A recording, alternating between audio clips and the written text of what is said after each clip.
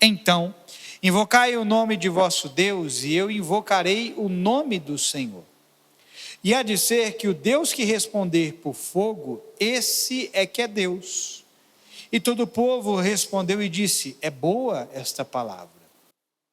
Disse Elias aos profetas de Baal: escolhei para vós outros um dos novilhos, e preparai o primeiro, porque sois muitos, e invocai o nome de vosso Deus, e não lhe metais fogo.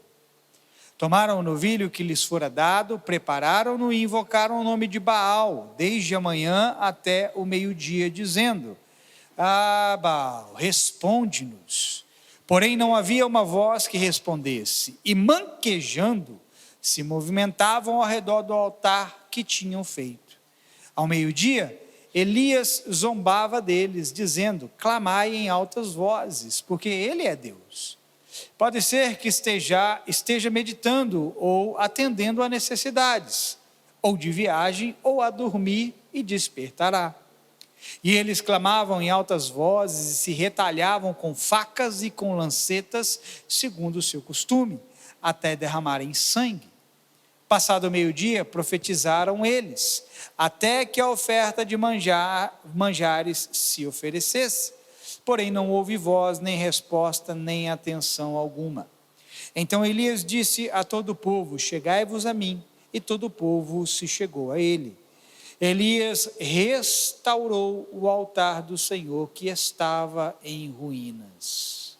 Tomou 12 pedras, segundo o número das tribos dos filhos de Jacó, ao qual viera a palavra do Senhor, dizendo: Israel será teu nome. Com aquelas pedras edificou o altar em nome do Senhor. Depois fez um rego em redor do altar, tão grande como para semear 2 medidas de sementes. Então armou a lenha, dividiu o novilho em pedaços, pô-lo sobre a lenha e disse: enchei de água 4 cântaros e derramai-a sobre o holocausto e sobre a lenha. Disse ainda: fazei-o segunda vez, e o fizeram. Disse mais: fazei-o terceira vez, e o fizeram terceira vez.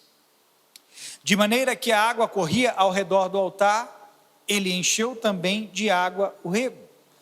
No devido tempo, para se apresentar a oferta de manjares, aproximou-se o profeta Elias e disse: ó Senhor, Deus de Abraão, de Isaque e de Israel, fique hoje sabido que tu és Deus em Israel e que eu sou teu servo e que, segundo a tua palavra, fiz todas estas coisas. Responde-me, Senhor, responde-me, para que este povo saiba que tu, Senhor, és Deus e que a ti fizeste retroceder o coração deles. Então caiu fogo do Senhor. Repita isso comigo: caiu fogo do Senhor. E consumiu o holocausto, e a lenha, e as pedras, e a terra, e ainda lambeu a água que estava no rego. O que vendo todo o povo, caiu de rosto em terra e disse: o Senhor é Deus, o Senhor é Deus. Disse-lhes Elias: lançai mão dos profetas de Baal, que nenhum deles escape. Lançaram mão deles, e Elias os fez descer ao ribeiro de Quizom, e ali os matou. Amém. Agora aí, fecha a sua Bíblia, e toda a sua atenção esteja aqui em mim.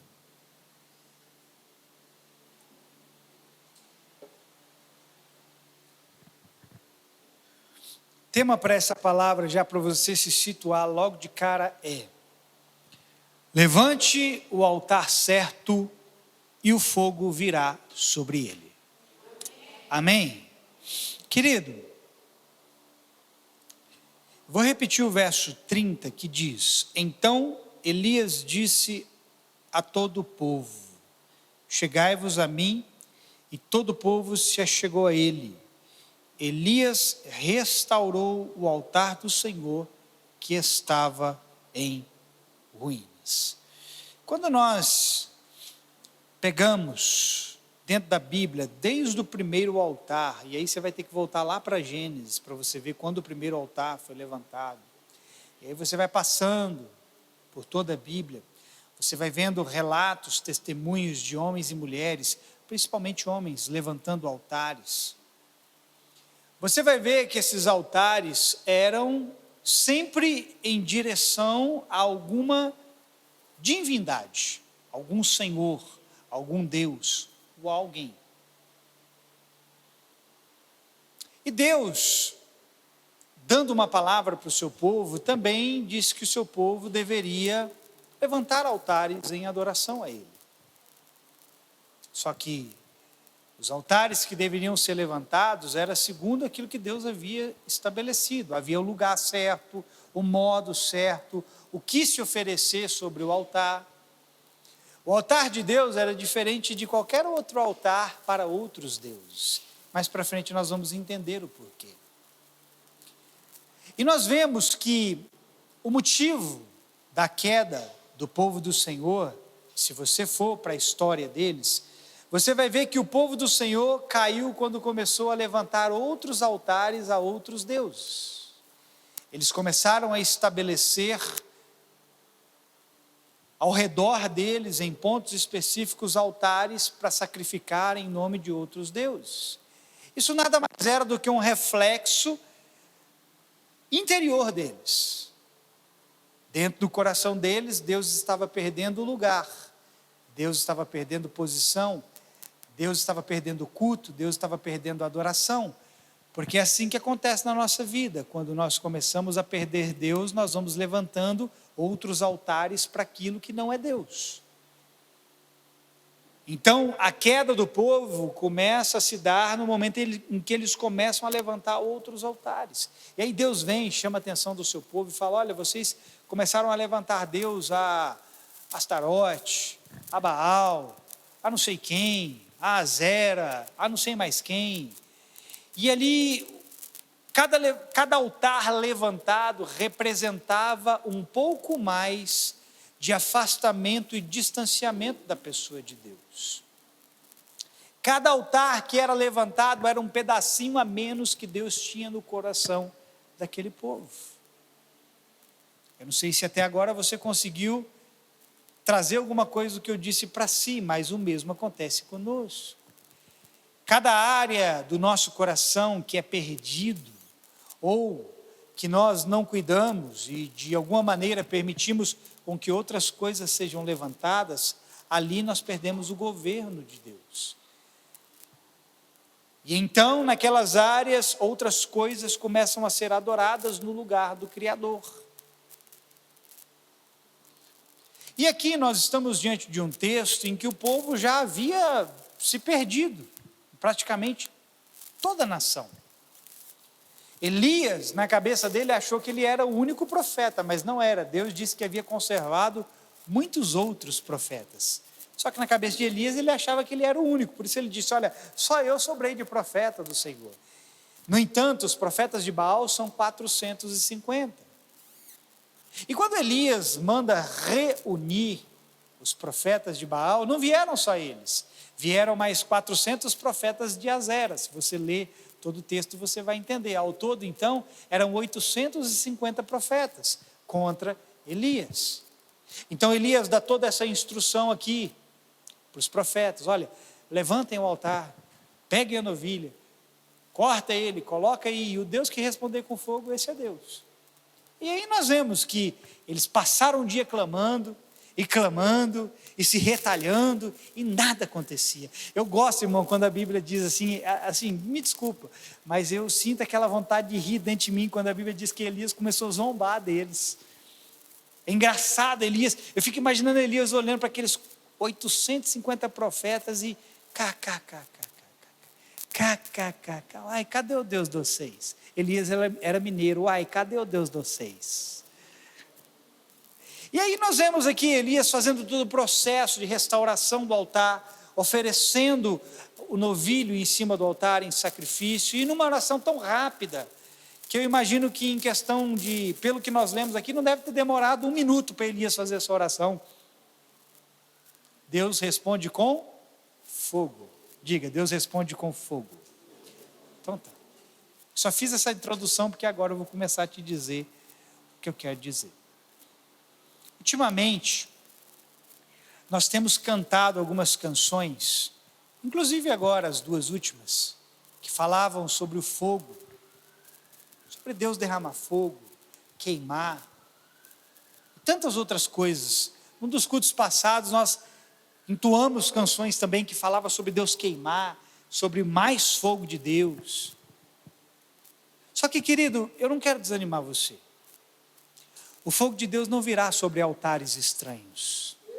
O fogo de Deus só virá sobre aquilo que Ele reconhece como sendo dele na sua vida.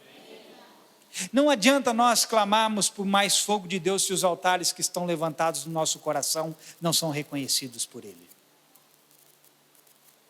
Por que você acha que não desceu fogo sobre o altar dos profetas de Baal? Porque Baal perante Deus não tinha poder algum. Porque Baal perante Deus não podia operar aquele sinal, aquele milagre.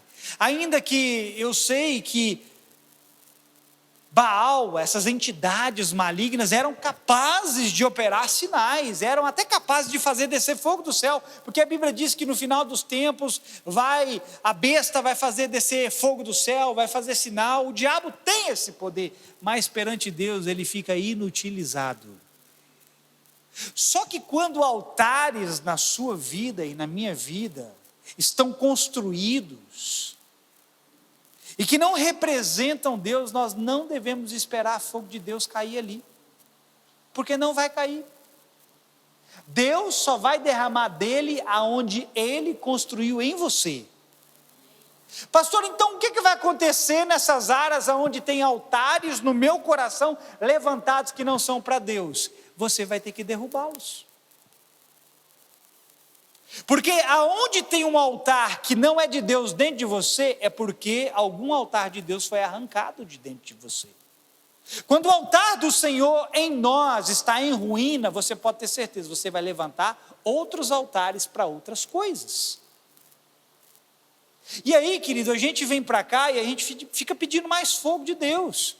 E aí Deus olha e Ele fala assim, meu filho, eu já derramei todo o fogo que eu podia derramar, porque se só tem um altar para mim, o resto é tudo para outras coisas.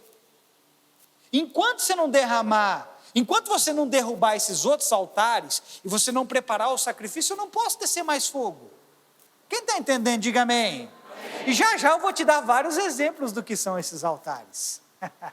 E que não é nada que eu e você não tenhamos talvez em abundância nas nossas vidas. Mas antes do fogo queimar no altar, é preciso, querido, arrependimento. Olha, irmão, toda a minha palavra nessa noite vai se resumir a isso, arrependimento. Embora eu não fale essa palavra muitas vezes, talvez eu vou falar ela só agora. Toda essa palavra se resume a isso. Porque o fato de haver altares estranhos na nossa vida, mostra para mim e para você que nós nos distanciamos de Deus ali. E o caminho de volta para Deus chama-se arrependimento. E quando você se arrepende, você pensa assim, pastor, o que eu vou fazer para derrubar esses altares? Deus vai falar assim para mim e para você no final dessa palavra. Você só precisa se arrepender do que você levantou, o que não era para mim. Se você se arrepender, quando você reconhecer, porque até você entender quais são esses altares, você não tem talvez condição de se arrepender, mas na hora que você ouvir tudo que você vai ouvir, aí, meu amigo, você vai ter que se arrepender para que esses altares caiam e os altares de Deus sejam reconstruídos em você. Quem está entendendo, diga amém. Porque os verdadeiros ídolos, eles se encontram no nosso coração. Pois é nele que altares estranhos são levantados. E não devemos esperar Deus derramar fogo sobre o altar estranho. O único fogo que cai sobre esse tipo de altar estranho é o fogo estranho e quando cai. Porque aqui nós vemos, no texto que lemos, sobre esses altares estranhos. Você acha que Deus reconhecia os altares dos profetas de Baal? Não. E ainda assim não caiu fogo estranho. O fogo que cai sobre o altar levantado por Elias representava o reconhecimento de Deus sobre o altar e o sacrifício que ali estava contido. Por que Deus ouviu e atendeu a oração de Elias? Porque Deus reconheceu o altar que Elias levantou e o sacrifício que nele estava contido. Você consegue trazer isso para si? Aqueles momentos em que você é tocado, é impactado, coisas acontecem na sua vida, é porque ali Deus conseguiu derramar fogo sobre o altar. É porque Deus olhou e falou assim: esse altar é para mim, e o sacrifício que está ali, eu posso derramar fogo.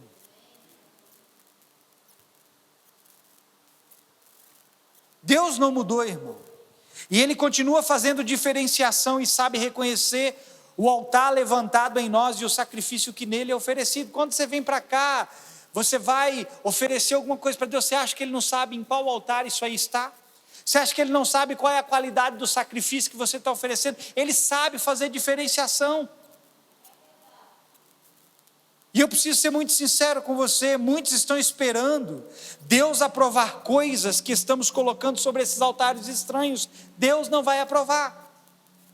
Tem coisas, querido, que você está colocando nesses altares, está esperando a aprovação de Deus, e aí Deus precisa mostrar para você: meu filho, não espere minha aprovação, não espere meu fogo vir sobre isso, porque não virá.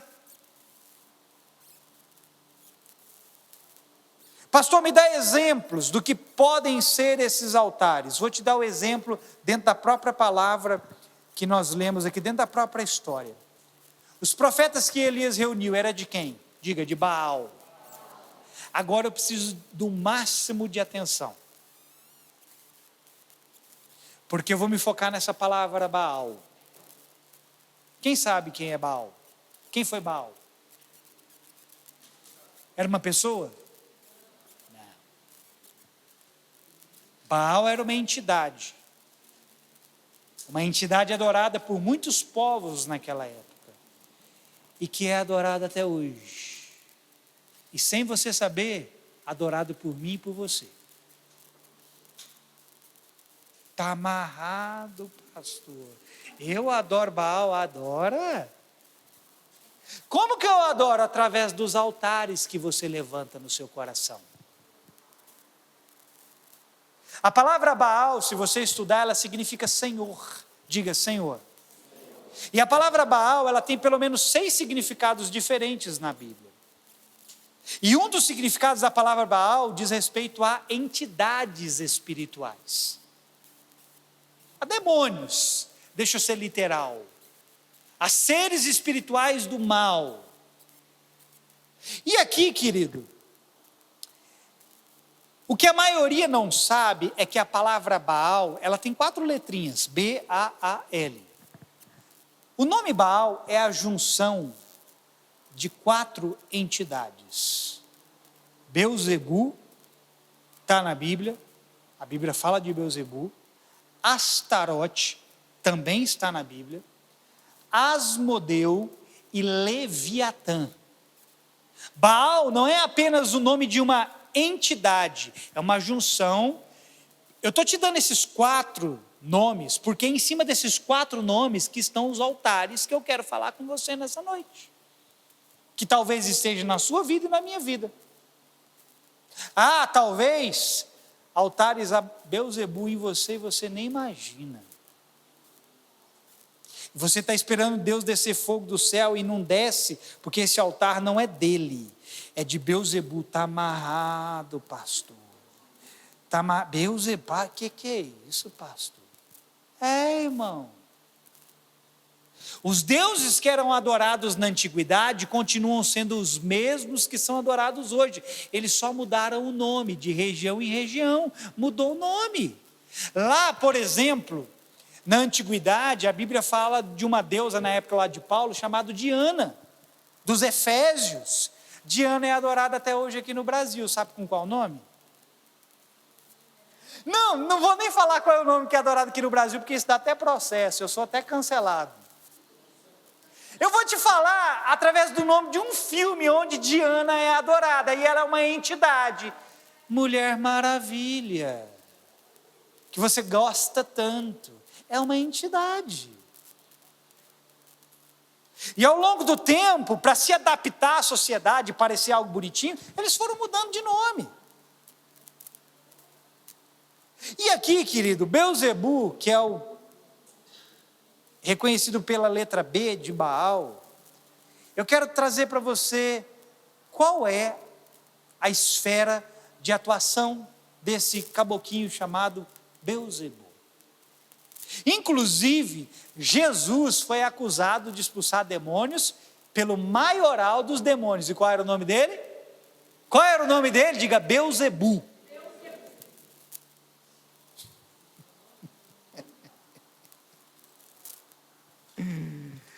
Se você parar para estudar sobre cada uma dessas entidades, vocês verão que eles atuam em áreas diversas. E muitas dessas áreas acabam sendo comuns a nós, ou seja, se encontram em nossas vidas. Isso significa que se há áreas na vida do ser humano que representam a atuação dessas entidades, há ali um altar estranho. Se existe uma atuação constante dessas entidades na nossa vida, é porque ali tem um altar estranho. Eles vêm aonde eles têm legalidade. Eles vêm aonde eles são cultuados. Eles vêm aonde eles são adorados. Aonde eles são venerados. Então, se alguma coisa na nossa vida está sendo constante e não representa Deus, tem um altar ali. A avareza, eu já estou atropelando do começo, do final para agora. A avareza, querido, é um altar. Você acha que altar é só os nossos irmãos católicos que levantam a imagens? E aí a gente chama eles de idólatras. Mas idolatria é toda forma de altar que não faz com que você preste um culto a Deus. Idolatria é toda forma de altar que rouba o fogo de Deus na sua vida. Mas deixa eu vir aqui para esse caboquinho chamado de Beelzebu. Eu quero te dizer, querido, que o meu intuito nessa noite não é dar ênfase ao diabo ou enaltecer o nome do diabo. Eu só quero mostrar para você a operação deles, aonde eles acabam atuando, para que você possa enxergar se algum tipo dessa atuação não se encontra na sua vida. Se não se encontra de maneira constante e permanente. Porque, irmão, se tiver aí, o que eu vou te dizer aqui, se isso se reproduz todos os dias na sua vida, meu amigo, você vai ter que mandar esse caboquinho embora. Beelzebu é descrito dentro da palavra como o Senhor das alturas. Jesus foi acusado de expulsar demônios, inclusive por ele. Agora ouça, ele tem várias esferas de atuação. Diga, várias esferas de atuação. Eu vou me atentar só a essa nessa noite, que é a mais comum e todo mundo aqui já passou por isso, está passando ou vai passar. Uma das áreas de maior atuação de Beelzebu se chama orgulho. Diga, orgulho. Agora o bicho vai pegar. Porque às vezes eu e você ficamos esperando Deus derramar mais fogo, né? E Deus está querendo tratar com o altar do orgulho nas nossas vidas, para que Ele possa derramar o fogo. Você sabia, querido? Uma das coisas que Beelzebu mais desenvolve na vida das pessoas chama-se orgulho. Se você é um ser extremamente orgulhoso, tem um altar estranho levantado aí dentro de você. E sabe como é que você resolve o orgulho? Andando com quem é humilde. Andando com Jesus. Amém? E o orgulho, querido, ele foi a causa da queda de Lúcifer. Por que ele caiu? Uma das razões foi o seu orgulho. Deus não derrama o que precisa sobre aqueles lugares altos, onde ele não é o maioral. Uma pessoa orgulhosa é uma pessoa que se exalta. Deus não pode derramar em lugares aonde ele não é o mais alto. Ele mesmo diz que quem se exalta vai ser humilhado. A Bíblia diz que Deus não aprova quem se exalta. O orgulho coloca você numa posição acima. E Deus não pode derramar sobre esses lugares, porque ali ele não é o maioral. E quando há orgulho na vida do indivíduo, o diabo conseguiu colocar ele no lugar onde o indivíduo é o maioral sobre si mesmo. Tem gente que acha que é maior do que todo mundo, é melhor do que todo mundo, é mais importante do que todo mundo. Deus não pode derramar onde ele não é adorado. O orgulho traz adoração para si. aonde ele não é exaltado. Orgulho é a adoração de si mesmo, e Deus não pode derramar sobre esses altares. Pode parecer esquisito, mas tem pessoa que adora a si mesmo. Como é que Deus vai derramar alguma coisa aí, se você está cheio de si mesmo? Meu irmão, Deus derrama sobre vasos vazios, sobre vasilhas vazias. Você tem que ser cheio de Deus, mas você tem que ser vazio de outras coisas que não é Deus. E cada área da sua vida que está vazia, Deus vem para derramar mais dele. Mas se você estiver cheio de si mesmo, Deus não pode derramar. Ele não pode derramar porque ele não tem concorrência. Diga assim: Deus não tem concorrência. Deus não aceita concorrência. Ou ele é adorado plenamente, ou ele não é. E ele não pode colocar onde está cheio, porque se ele colocar aí em cima, vai se perder o que ele colocou. A Bíblia diz que Deus não coloca vinho novo sobre odres velhos, porque senão vai se arrebentar o odre e vai se perder o vinho. Aí você vai falar assim para mim: pastor, mas eu não adoro a mim mesmo. Então quer dizer que se eu sou orgulhoso, eu sou alguém que adora a mim mesmo? Eu não adoro a mim mesmo, pastor. Eu te faço a pergunta: será que não? Eu vou te mostrar uma forma de adoração de si mesmo. Será que você não faz apenas o que quer, como quer e a hora que quer? Será que você não está sendo o centro de si mesmo e tudo que você busca é para a exaltação de si próprio? Meu irmão, se você faz o que quer, como quer e a hora que quer, você está adorando a si mesmo. E se você faz e ninguém pode te falar nada, Deus não é seu Senhor. E o altar que você está oferecendo o seu sacrifício é a você mesmo. Porque quem se adora, se serve e não serve a Deus.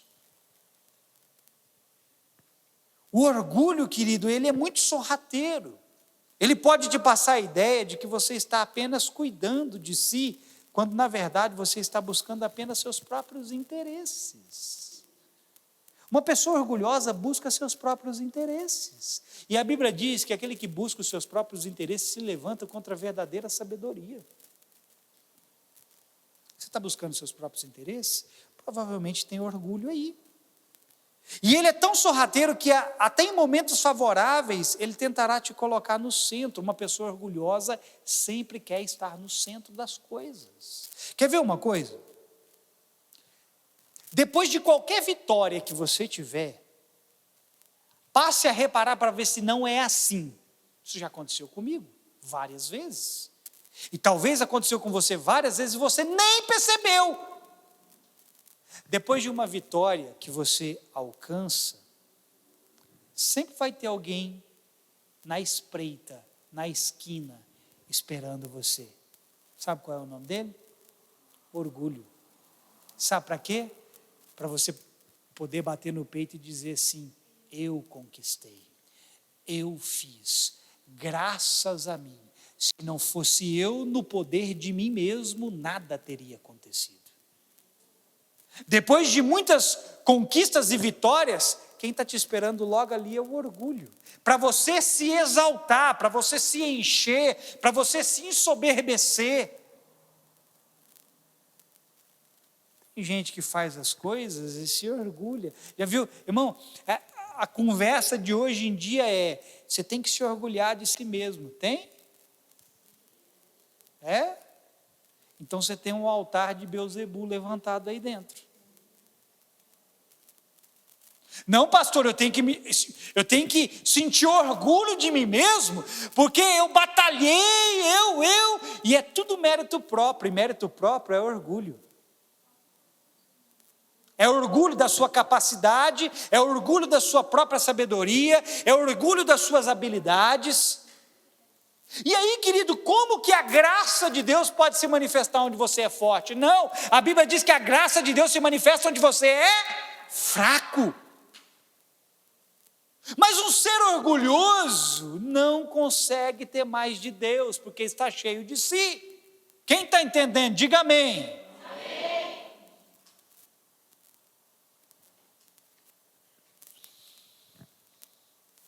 É o orgulho que te põe naquela posição onde é tudo sobre você e não sobre a graça de Deus em você. Paulo, querido, foi um cara que teve grande experiência com orgulho, porque ele tinha tudo para manter esse altar na vida dele. Muitos de nós aqui, se tivéssemos o currículo de Paulo, nos sentiríamos orgulhosos. Eu vou ler aqui, não precisa abrir, eu só quero que você preste atenção. Vou ler o currículo de Paulo, Filipenses 3, a partir do verso 3. Se muitos de nós tivéssemos o currículo que Paulo tinha, sabe o que nós faríamos? Imprimiríamos ele, colocaríamos num quadro, estamparíamos na parede da nossa casa para todo mundo ver. Paulo tinha razões de orgulhar-se em si mesmo, porque era o cara dos caras. Qual que é a melhor faculdade, universidade que existe no mundo? É a de Harvard? Não é? Paulo estudou na Universidade de Harvard na sua época. Pega dois caras, um formado em Harvard, o outro formado... Não vou citar Nova Ponte não, você não ficar...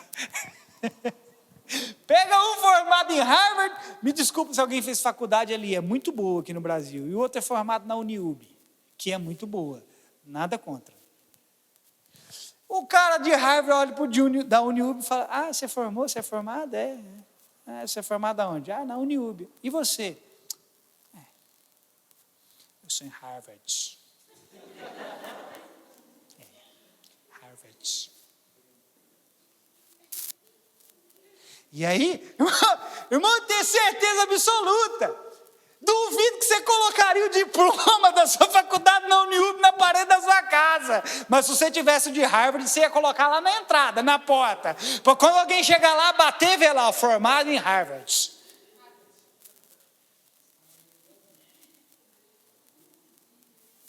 Pastor, mas qual é o problema em formar na melhor faculdade? Não, o problema não é se formar na melhor faculdade. O problema é você tomar essas coisas para si próprio e dizer, eu me formei lá porque eu sou bom, e não porque Deus foi bom em mim. Eu me formei lá porque eu me basto, e não porque a graça de Deus basta em mim. Olha o currículo de Paulo, Filipenses, capítulo 3, verso 3, até o 9. Pois nós, que adoramos por meio do Espírito de Deus, somos os verdadeiros circuncidados. Alegramos-nos no que Cristo fez por nós. Não colocamos nenhuma confiança nos esforços humanos. O esforço humano é a fonte do seu orgulho. Você não fica feliz quando você alcança alguma coisa debaixo de muito esforço? Sim ou não? Sim ou não? Eu estou indo pedalar com a minha esposa, mais um outro rapaz aqui, eu quase morro e eles me deixam para trás como sempre. E cada pedalada que nós chegamos mais longe, eu fico feliz. Na pedalada anterior eu fiz 40, nessa aqui eu fiz 42, na outra eu vou fazer 45, na outra eu vou fazer 50. E se eu não tiver cuidado, eu vou achando que eu estou fazendo isso tudo porque eu sou bom. Eu sou o cara. Mas mal sabe eu de mim mesmo que eu não teria nem força para levantar da cama se não fosse a graça de Deus. Mas a gente não se atenta para essas coisas, porque isso são detalhes tão pequenos aos nossos olhos, mas aos olhos de Deus não. Porque se você tropeça em coisas tão pequenas assim, provavelmente você vai tropeçar nas coisas maiores. E tudo isso, querido, está ligado a altares que não correspondem a Deus nas nossas vidas. Deixa eu continuar lendo aqui.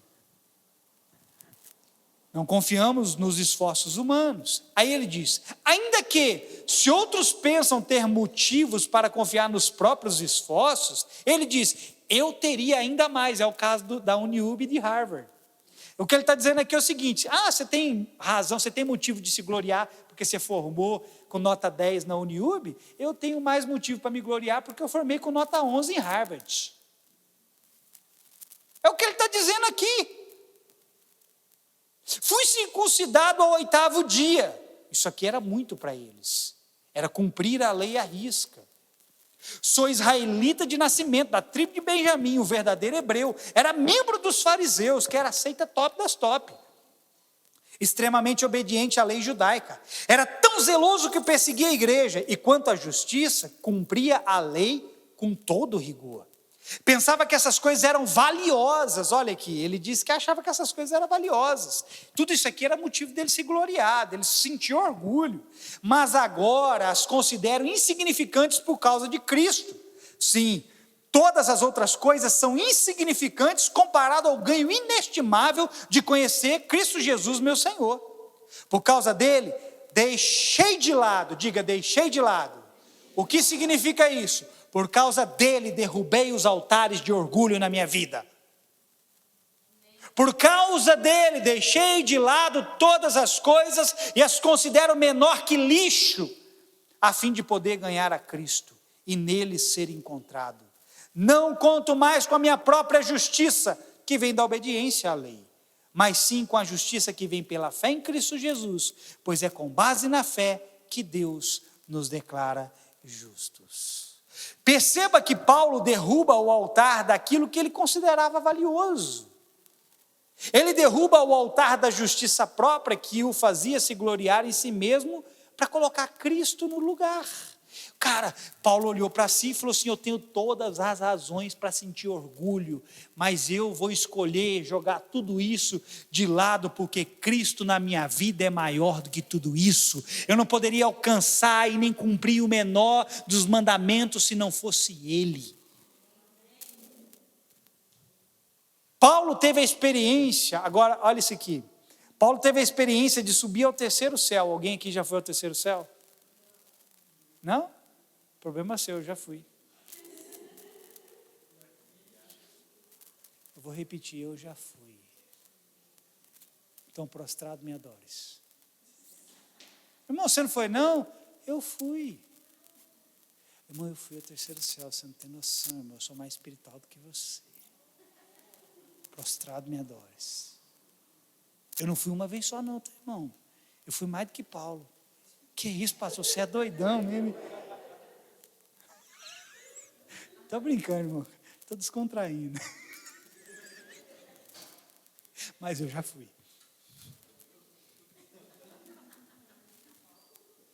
Eu falei que eu tenho que parar com essas brincadeiras, porque eu fico perdendo o fio da meada. Mas aqui, veja, Paulo foi ao terceiro céu. E ele diz que lá ele ouviu coisas das quais não era nem lícito ao homem pronunciar. Agora imagina as coisas que Paulo ouviu. Se fosse eu e você no lugar de Paulo, a gente ia chegar perante as pessoas e falar assim, pensa, irmãos, em chegar para você contar a experiência, nossa, hoje Deus falou comigo. O que Deus falou com você? Ele falou assim, eis que estou contigo. O irmãozinho lá, mais simplesinho, ficou cheio, porque Deus derramou fogo sobre o altar dele, falando que estava com ele. E aí o outro vira e fala para ele, tá bom. Então, eu estive lá do lado do trono dele essa noite. Falei com o arcanjo, o querubim, o serafim, até conheci um dos seres viventes e dos 24 anciãos. Aqui, querido, Paulo tinha coisas que o poderiam tornar extremamente orgulhoso perante os irmãos, perante a igreja, porque ele ouviu coisas que ele disse que não era nem lícito pronunciar aos ouvidos humanos. Isso geraria orgulho no coração de qualquer um, sim ou não? Irmão, eu já ouvi coisas, agora falando sério, eu já vi e ouvi coisas da parte de Deus que eu nunca compartilhei com ninguém. Por duas razões, mas uma delas era para não me sentir orgulhoso. Para que quando eu ouvir você, eu possa receber, por menor que seja, a sua experiência vindo de Deus. Mas nós temos que ter o cuidado, porque senão o orgulho vai nos derrubar. Mas voltando para Paulo. E aí Paulo diz assim, que para impedir com que ele se exaltasse, diga exaltasse, e isso é orgulhar-se, por causa da grandeza das revelações, foi-lhe dado um espinho na carne, para esbofetear ele. E aí Paulo diz assim, que por causa desse espinho, que provavelmente era uma pessoa, um mensageiro de Satanás, Paulo pregava e havia pessoas que vinham para despregar o que Paulo estava falando e ficava atormentando Paulo. Provavelmente esse espinho na carne de Paulo era alguém que estava atrapalhando o ministério de Paulo. E aí Paulo diz assim, por causa desse espinho na carne, eu roguei a Deus 3 vezes para que Deus tirasse, para que Deus levasse para longe de mim. Aí sabe o que ele me disse? Paulo, a minha graça te basta, porque o meu poder se aperfeiçoa no lugar da sua fraqueza. Você, Paulo, não ouviu e não viu e não veio para cá porque você é bom. Foi porque eu te trouxe para cá. Foi a minha graça que colocou você aqui. Foi a minha graça que te deu essa revelação. Foi a minha graça sobre você. E agora, se eu não fizer alguma coisa, Paulo, mediante as coisas que você viu em mim, você vai se orgulhar, você vai se tornar soberbo e você vai começar a desprezar as pessoas por causa daquilo que você está vendo e ouvindo de mim. Você sabia que aquilo que você vê e ouve da parte de Deus pode tornar você soberbo? Pode tornar você orgulhoso, pode colocar você diante das outras pessoas e quando elas vierem falar com você, você despreza o que elas te dizem, porque o que você acha que viu é maior e mais importante do que o que elas viram. E aí Paulo fala, Paulo fala, Deus me deu esse espinho, eu fui rogar para ele e ele me falou o motivo. Era para que eu não me orgulhasse, para que eu não me tornasse sobre irmão, nem comecei a pregar. Misericórdia, coitado de você. E aí, o Senhor fala, minha graça te basta, porque o meu poder se aperfeiçoa na sua fraqueza. Paulo aprendeu que o altar do orgulho o levaria à sua queda. E que não era simplesmente por ele, mas por causa da graça nele. Olha o que Paulo disse em Romanos 12:3. Pois pela graça que me foi dada, digo a todos vocês, ninguém tenha de si mesmo um conceito mais elevado do que deve ter. O nome disso é orgulho. Alguém que tem um conceito a si mesmo elevado, mais do que deve, é orgulho. E aí ele fala, mas pelo contrário, tem um conceito equilibrado. O que é ter um conceito equilibrado? É ver você nem além e nem a quem. É ver você como Deus está te vendo.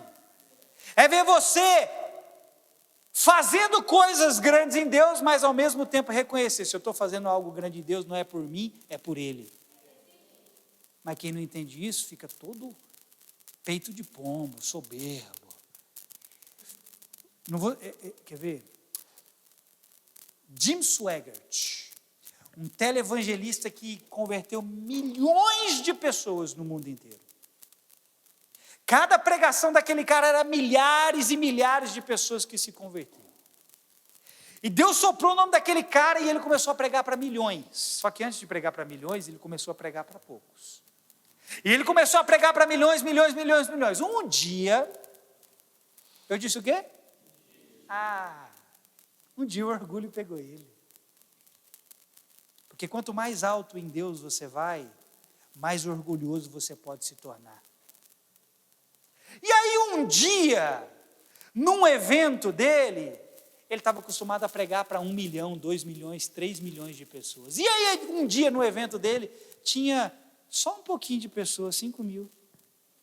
Só 5 mil. Ele virou, viu aquelas 5 mil pessoas e falou assim, eu que prego para 1 milhão, 2 milhões, 3 milhões, eu pregar para 5 mil? Não, Deus precisa de mim. Eu não prego para 5 mil pessoas. Sabe o que aconteceu com ele? Ele caiu 3 vezes em adultério. Ele se arrependeu. Está no céu hoje, disso eu tenho certeza absoluta. Mas o orgulho causou a queda dele. Irmão, se eu tivesse 5 mil pessoas me ouvindo aqui, você está doido, irmão. Era um terço dessa cidade. O cara vira para 5 mil pessoas e fala assim, não, Deus precisa de mim para pregar a sua palavra, o seu evangelho. 5 mil pessoas, eu não prego para 5 mil pessoas, não. Qual é o pastor hoje que está pregando para 5 mil pessoas assim? Tem alguns aí. Mas o orgulho derrubou ele. Paulo disse em 1 Coríntios 15:10, mas pela graça de Deus sou o que sou, e a sua graça para comigo não foi em vão. Antes, trabalhei mais do que todos eles, contudo, não eu, mas a graça de Deus comigo. Você quer mais de Deus, irmão? Você quer fogo? Quem quer fogo aqui? Arranque o altar do orgulho de você e o fogo vai vir. Para de achar que é por sua capacidade, que porque você é bom, que porque você se veste bem, como um religioso, Deus te aprova. Eu sei de um monte de pessoa agora, se me ouvisse pregar com esse microfone na mão, ia falar assim, você não é pastor, por causa da minha veste, por causa da minha roupa. Porque eles se orgulham na aparência deles. E aí eles acham que a aparência deles os fazem aceitáveis a Deus. E aí Deus vem e diz assim para mim e para você, como ele disse para Samuel, Samuel, eu não olho a aparência do homem, Samuel, eu olho o altar do homem. Sabe o que é o altar do homem? Eu olho o coração dele. É por causa do altar do homem que alguém se torna aceitável. É por causa do altar do homem que eu posso vir e descer fogo sobre ele. Não é pela aparência. Querido, há muita coisa que ser dito sobre orgulho e eu vou me limitar, porque senão vamos passar tempo aqui. Já é quase 9h. Eu tenho misericórdia de você. Mas há muito que ser dito sobre o orgulho, o quanto ele nos torna resistentes. Outra característica do orgulho, tornar você resistente. Se você é impenetrável, duro como a rocha, tem orgulho aí, tem altar estranho aí. Quer ver uma outra coisa? Independente. Pessoas independentes são orgulhosas. Tem altar estranho aí. Pessoas cheias de si, arrogantes, orgulhoso. Tem altar estranho aí. Como é que Deus vai derramar em alguém que é cheio de si? Como é que Deus pode falar assim, meu filho, eu quero te encher de mim, mesmo você sendo cheio de si? Não, ele vai dizer para você, é necessário que você diminua para que eu cresça.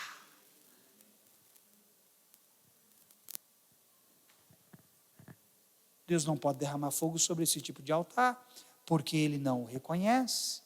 Nós passamos a semana inteira, agora ouça, colocando coisas sobre o altar que levantamos. E chegamos no final de semana, num dia como esse, e nós queremos que Deus mande fogo. Ô irmão, não faz isso comigo não. Não faz isso consigo mesmo não. Você passa segunda, terça, quarta, quinta, sexta e sábado levantando altares que não correspondem a Deus e colocando sacrifícios sobre esse altar que não corresponde a Deus. Aí você chega aqui no domingo, você quer que Deus derrama fogo.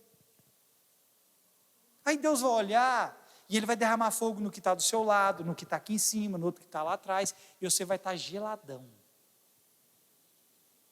E aí você não vai entender. Por quê?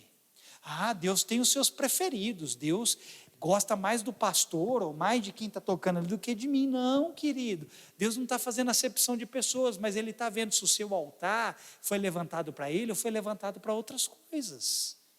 E aí, a semana inteira a gente está levantando o altar para coisa que não convém. E a gente quer que Deus ainda mande fogo. Não é só, querido, sobre o que está no altar, é sobre o altar.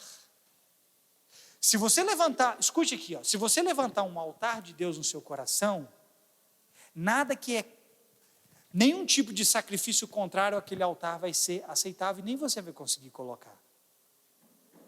O altar de Deus não aceita sacrifícios que não agradem a Deus. Da mesma forma, o altar que não é a Deus, não cabe sacrifícios que servem a Deus. O altar que não provém de Deus, ele tem que cair. E tem que ser feito como está aqui no texto, como Elias fez, reconstruiu o altar. Irmão, nessa noite Deus está falando para nós, está na hora de reconstruir os meus altares.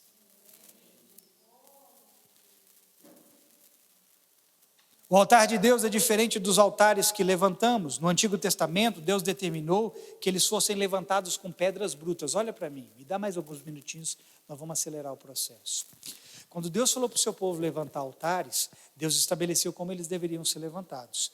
Por isso que eu disse no início que o altar a Deus era diferente dos demais. Deus falou assim, vocês vão levantar altares com pedras brutas. Ou seja, esses altares não podem ter o trabalhar de ferramentas humanas nem de mãos humanas. Vocês vão pegar a pedra, vocês vão criar o tipo de altar e lá em cima vocês vão oferecer o sacrifício. Por que Deus falou que não deveria conter ferramentas humanas nem as mãos humanas? Nem o trabalhar humano? Por que Deus mandou fazer isso? Porque Deus estava querendo nos mostrar que tudo começa nele e termina nele. Sem o nosso auxílio. Que o altar que você precisa levantar, você recebe dele, e o sacrifício que você precisa colocar sobre o altar, você também recebe dele. É por isso que ele falou, não vai usar ferramenta sobre o altar. Não vai colocar sua habilidade sobre ele, porque não é sobre você, é sobre mim. É sobre o meu altar, é sobre o meu sacrifício, e se você pode fazer alguma coisa, é tudo sobre mim. Quem está entendendo, diga amém. Mas nós passamos a semana inteira trabalhando e colocando coisas sobre ele, e esperamos que no final de semana Deus possa confirmar com o seu fogo. Fogo de Deus desceu sobre o altar que Elias construiu, porque Deus estava aprovando o que Elias fez. Quer fogo de Deus? Deixa Deus aprovar o que você está fazendo. Terminei com Belzebu, que foi o primeiro, tem mais 3. Esses daqui vai ser mais rápido. A segunda entidade do nome Baal é Astarote. Agora vai doer. Essa entidade se apresentava na qualidade feminina e é... Misericórdia. Até assustei. Achei que ela tinha visto um anjo. Eu sei que eu sou bonito, mas não estou no nível de anjo ainda. Ela se apresentava na qualidade feminina e era conhecida como a deusa da fertilidade, da sexualidade, do amor e da guerra. Agora o bicho vai pegar. Jezabel, quem já ouviu falar de Jezabel na Bíblia? Foi uma mulher, mas também é um espírito. E o espírito de Jezabel é um espírito subordinado a Astarote, que também está ligado à sexualidade. A Bíblia diz lá em Apocalipse que Jezabel fazia com que os servos de Deus se prostituíssem, através de relações sexuais ilícitas. Jezabel está ligada a Astarote. Astarote está ligado com sexualidade, promiscuidade, sensualidade, mulherada.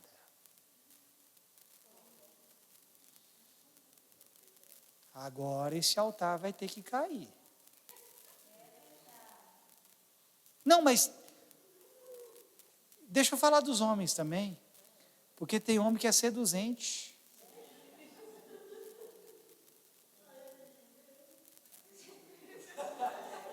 Que é aí? Vai de novo que eu não escutei.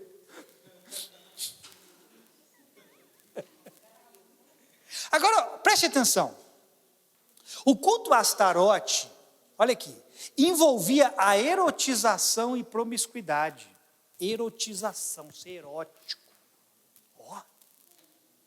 É só olharmos hoje e veremos erotização em massa dentro das igrejas. Porque muitos possuem um altar dentro de si. Tanto homens como mulheres estão erotizados. Eles não querem ser elegantes, mas atraentes. Irmão, não, pastor, eu estou sendo atraente, eu estou sendo elegante. Não, você está sendo atraente. Você pode ser elegante sem querer levantar a luxúria na vida dos outros. Levantar o desejo por você na vida dos outros. A Bíblia não manda você atrair pessoas para si mesmo. Jesus falou assim, quando eu for pregado na cruz, eu vou atrair a todos para mim mesmo. Ele não mandou você atrair os outros para si mesmo. Ele mandou você levar para Ele. Mas dentro das igrejas, homens e mulheres estão erotizados, querendo ser atraente. Eu vou dar uma seguradinha aqui. Sem perceberem que esse espírito de atração os torna vulgares, indecorosos, sexys.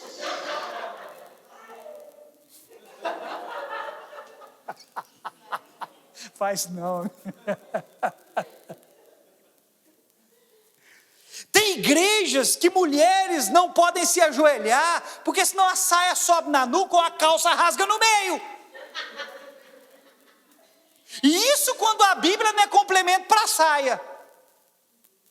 E aí a gente vai falar desse tipo de coisa, fala, não, você é religioso demais, você é quadrado demais, você é muito antiquado, você que é fora de moda. Não, é o indivíduo que levantou um altar de sexualidade na sua vida, está erotizando onde vai, quer erotizar até dentro da igreja. Como é que você quer que Deus derrame fogo, querido, sobre esse tipo de altar, de sensualidade? Sabe quando Deus vai derramar fogo? Quando esse espírito de Jezabel, de Astarote foi embora da sua vida. E você começar a se vestir decorosamente. Pedro fala a respeito das mulheres, que as mulheres devem se vestir decorosamente. Isso não é religiosidade, isso é Bíblia. Isso é você construir um altar agradável a Deus, que Deus pode olhar e falar assim, ó, essa daí, por mais que chamem ela de religiosa, e aqui eu não estou falando de usar saia até a ponta do pé, pelo amor de Deus, que também é religiosidade, se você se valer dessas coisas, como se fosse a sua santidade. Vestes não é, entre aspas, sinônimo de santidade, porque tem gente com a saia na ponta do pé e com a língua lá na esquina. Mas aí a mulher não pode nem levantar os braços, porque se levantar os braços, um biguinho com piercing aparece.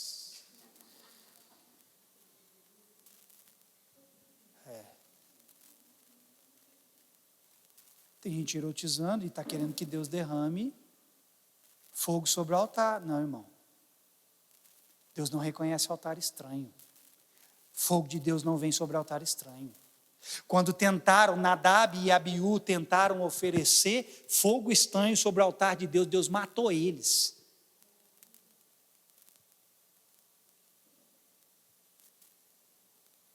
Astarote também era conhecida como deusa do amor. Agora vai ouvindo. Ixi, agora vai doer. Não para você, porque eu imagino que, espero, né? Não é difícil de encontrarmos dentro das igrejas muitos que são a favor de todas as formas de amor. Tem alguém aqui que é a favor de todas as formas de amor? Se você for, vou mandar você vir aqui que eu vou expulsar esse capeta da sua vida e vou te mandar nascer de novo. Não, pastor, Deus é amor, então eu sou a favor de todas as formas de amor. Esse é o espírito de Astarote, irmão. Sabe o que significa todas as formas de amor? Significa amor de mulher com animal, amor de mulher com cavalo, amor de mulher com cachorro, amor de mulher com mulher, amor de homem com homem. Isso é toda forma de amor.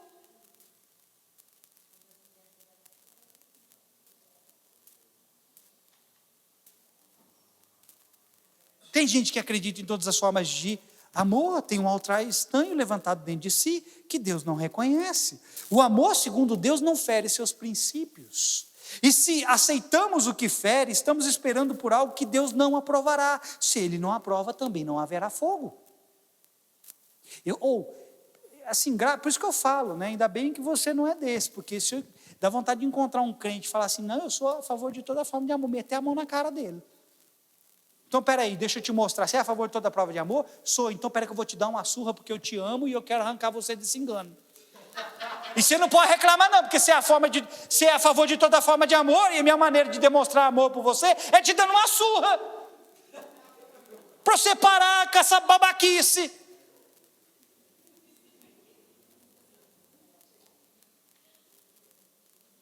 Vão me cancelar? Será que vão me cancelar? Será que eu vou ser preso, gente? Tem problema. Vale a pena ser preso pela verdade. É melhor do que viver preso no engano, na mentira. Astarote também era conhecida como deusa da guerra. Ai, agora vai doer. O outro não doeu não, mas esse vai doer. Em muitos, o altar que existe dentro deles é de discórdia, de rixas, rivalidades, contendas, guerras. Tiago disse no capítulo 4, do verso 1 ao 3, de onde vêm as guerras e contendas que há entre vocês? Não vêm das paixões que guerreiam dentro de vocês? Vocês cobiçam coisas e não as têm, matam e invejam. Tudo isso aqui é altar, irmão, mas não conseguem obter o que desejam. Vocês vivem a lutar e a fazer guerras. Não têm porque não pedem. Quando pedem, não recebem, pois pedem por motivos errados para gastarem seus prazeres. Tem crente que vive a fazer guerra com os outros. Deus não é de confusão, irmão, Deus é de paz. Quem vive em discórdia tem um altar errado dentro de si e não espera a aprovação de Deus. Tem crente que é encrenqueiro, quer brigar com todo mundo, sem saber que aquilo é um altar. Deus não é de confusão. A Bíblia diz assim: bem-aventurados os pacificadores, porque eles verão a Deus. A terceira entidade, para nós ir para o final, quer dizer, no meio, é Asmodeu. Agora ouça o que eu vou te dizer. Eu vou sair um pouquinho da Bíblia, dessa Bíblia que nós temos, tá? E aqui eu estou tendo todo cuidado para não pregar nada fora da Bíblia. Mas essa entidade chamada Asmodeu, você não vai encontrar o nome dela dentro da palavra, é a única das 4. Só que você encontra ela na Bíblia Católica, e eu não estou falando que a Bíblia Católica está certa, e você encontra ela nos escritos judaicos. Embora não encontramos o nome Asmodeu dentro da Bíblia, nós encontramos qual é a atuação dele, a maneira como ele atua, e está dentro da Bíblia. E você vai me perguntar: pastor, qual que é a área de atuação desse caboquinho chamado Asmodeu? Luxúria, um dos 7 pecados capitais, né? Que a Igreja Católica chama. Luxúria. Quem sabe o que é luxúria? Não é ter dinheiro e viver no luxo não, tá, irmão? O que é luxúria? É o prazer desmedido pelos desejos da carne que estão associados a atos sexuais, bem como a sensualidade. Isso é luxúria. Cuidado com a sensualidade, irmão. Homem e mulher. Não seja sensual. Judas falou lá no seu capítulo único de homens sensuais que não têm o espírito. Sensuais, cuidado com a sensualidade. Ela pode ser resultado de um altar errado dentro de si. Não há problemas em você amar seu corpo. O problema é você amá-lo tanto a ponto de querer expô-lo para todo mundo ver.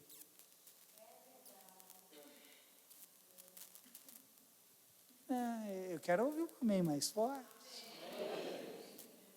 O problema não é você gostar de si mesmo. O problema é você gostar tanto de si mesmo e querer sensualizar para os outros.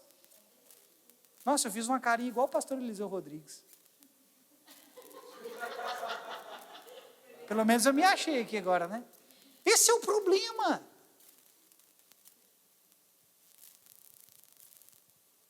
Para terminar, a última entidade é Leviatã, e você encontra dentro da Bíblia, não na personificação de uma entidade, mas a Bíblia fala sobre o Leviatã como um animal que Deus criou, mas também você encontra traços, uma operação maligna que leva a Leviatã. Quem é Leviatã? Olha o campo de atuação dele. Ai, irmão, agora vai doer de verdade. Todas essas entidades atuam em outros campos além desse que eu estou dizendo. Eu estou pegando esses daqui porque é coisas que nós muitas vezes fazemos, vivemos e achamos que está tudo normal e não está tudo normal. Sabe qual campo Leviatã atua? Divisão. Qualquer pessoa que divide um ambiente tem um altar a Leviatã levantado dentro de si. Conhece pessoas que dividem, onde chega, elas separam tudo? Tem um altar de Leviatã levantado dentro dela. O espírito de divisão. E o propósito dele é colocar pessoas umas contra as outras e segmentá-las, separá-las, dividi-las no campo das opiniões, crenças e convicções. Em outras palavras, é um espírito que divide e coloca um contra o outro baseado nas discordâncias. Olha isso aqui. Se eu concordo com você, está tudo legal. Mas se eu discordo de você, logo eu passarei a vê-lo como uma oposição e vou me opor a você. E sabe de onde nascem as divisões? Das nossas discordâncias. Não, eu não concordo com isso que o pastor está falando, não. E aí, se você ao menos não concordasse, ficasse só para si, sabe o que você vai fazer? Você vai procurar outros para poder dividir.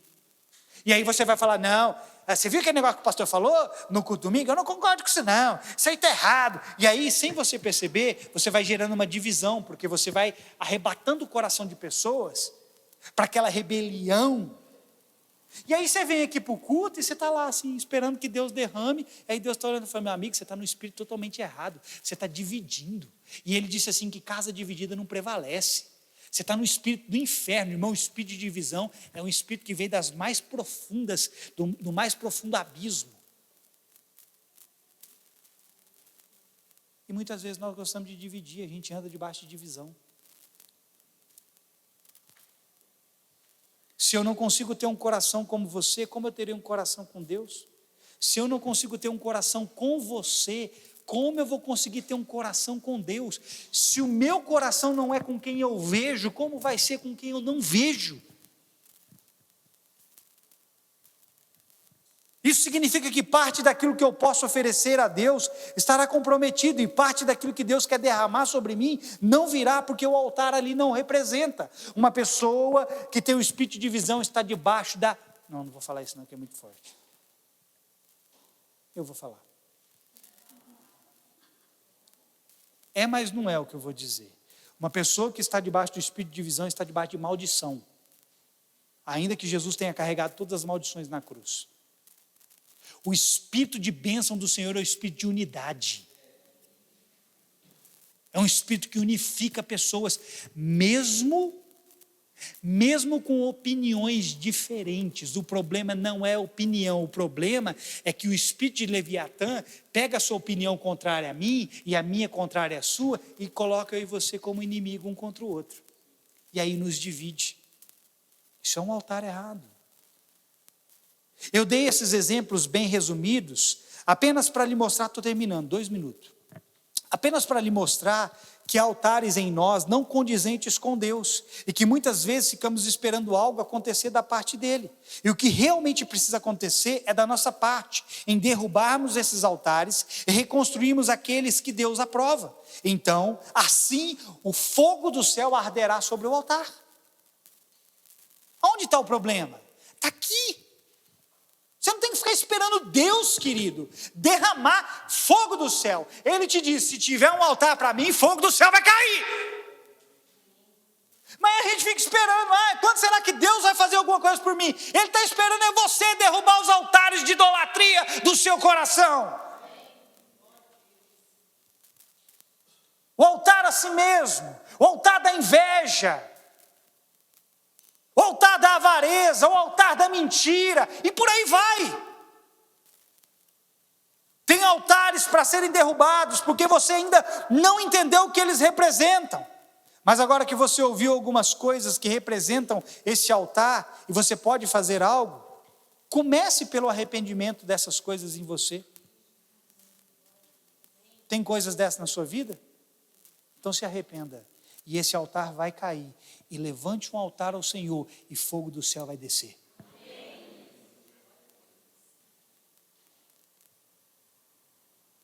Um pouquinho antes de eu vir para cá, o Espírito Santo falou isso para mim, para complementar essa palavra.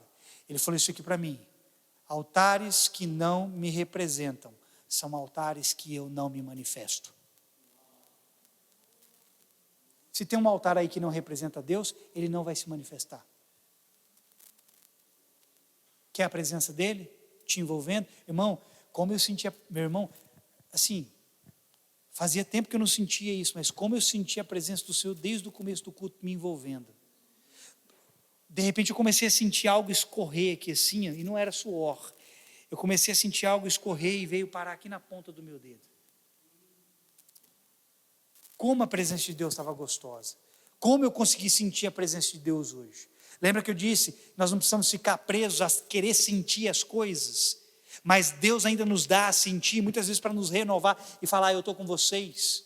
E quando Deus se manifesta, a presença dele é sinal de aprovação.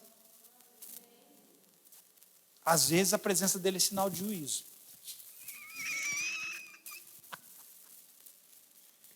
Mas estava tão gostoso hoje. E por que ele vem e nos envolve? Porque ele encontrou um altar aqui dentro. E o que você estava oferecendo naquele momento no altar era algo que agradava a ele. Então ele veio e se manifestou e mostrou para você, eu estou aqui, eu estou descendo fogo, eu estou recebendo o que você está me oferecendo. Agora não fique esperando esse fogo de Deus cair. sobre aquilo que ele não reconhece. O que você precisa se arrepender, querido? Se arrependa. Se você tem alguma dessas coisas que eu disse aqui, e tem muitas outras coisas que esses espíritos atuam, mas se alguma dessas coisas que você ouviu aqui está na sua vida, se arrependa. Porque o altar só cai com arrependimento. Quem entendeu essa palavra? Quem recebe essa palavra? Se ponha de pé no seu lugar.